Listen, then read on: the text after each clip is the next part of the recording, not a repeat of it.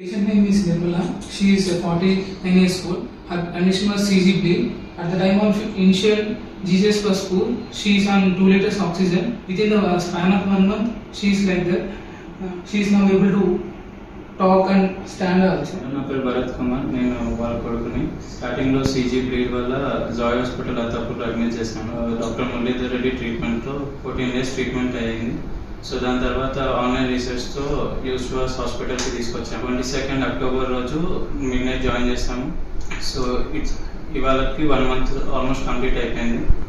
So ఇవాళ discharge అవుతున్నాం. Doctors and nurses taking care, regular BP checkup and medications అన్ని regular timing తోటి తన క్యూరింగ్ చాలా తొందరగా అయిపోయింది.